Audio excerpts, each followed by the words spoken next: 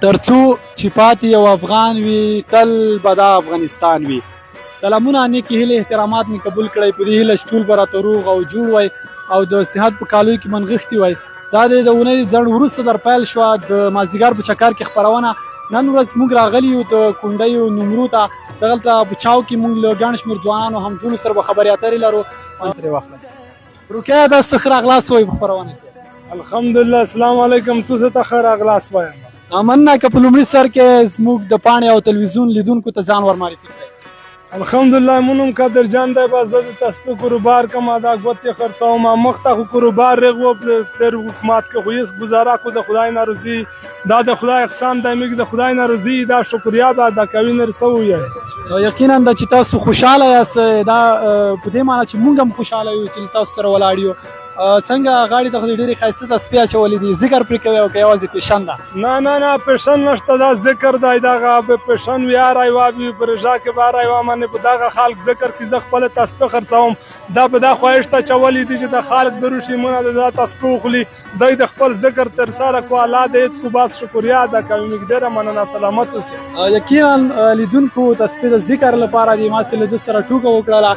څنګه روژه څنګه روانه ده؟ غوسه خو ډېره نه درځي؟ الحمدلله. نه غوسه ولا راځي. روژه خو خدای دپاره نسي. غوسه چې وکړو غوسه خو د سړي عمر ختموي. غوسه خو بده خبره ده. یو مسلمان ته چې بده خبره وکړي دغه سړی چې روژه ماته کړو. اول سړی چې روژه وي داسې وي که نکاح چې وي بیا سړی ډېر په خفه وي. څوک د غوسه نه کړو. غوسه ډېر بد کار دی. غوسه عمر ختموي. دا بده خبره ده. غوسه ښه کار نه دی. مننه. موږ هم خوشحاله شو چې تاسو سره ولاړ یو. که راته ووایاست چې کاروبار مو څنګه ده؟ د خپلو مشتریانو څخه راضي یاست؟ الحمدلله. ناروزي خدای ناروزي ښه دی. گزاره کوي. الحمدلله گزاره کوي. شپه تېروي. مننه. په ژوند کې د چا له شخصیت څخه ډېر متاثره شوي یاست؟ څوک دی چې تاسو ډېر تشویقوي د ژوند لوري ته؟ الحمدلله داسې کس نه دی سپېره غولی چې موږ یې تشویش کړي.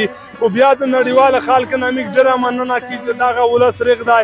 الله پاک چې دغه وخت روز په دا کې به موږ خیر وي. مننه د خدای نه شکرګزار یو.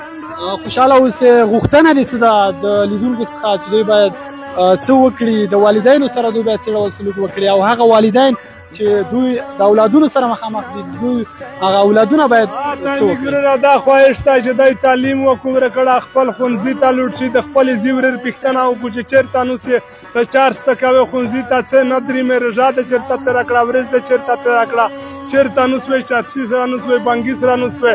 دا د مو خواهش دی چې سړی د خپل کاروباري نه وکړو وظیفې دې ترسره کړو. داسې رغ رغ کورونه د وکړو. سړی خپل پلوت ځای وي خپل ځي ورور پوښتنه د وکړو. مننه. لیدونکو تاسو وینئ له تاسو ټولو راغلو کتونکو څخه هم نړۍ مننه کوم. دغلته د ماحول ډېر ښایسته ښکاري. زه هم خوشحاله یم چې له دوی سره څنګ کې ولاړ یم او هوا هم ډېره صافه ده. د روژې مازدیګرۍ ده. زموږ خپرونه به لا نور هم دوام کوي. ستاسو څخه ډېره مننه چې زموږ سره مننه. سلامت اوسئ. مننه. ډېره مننه.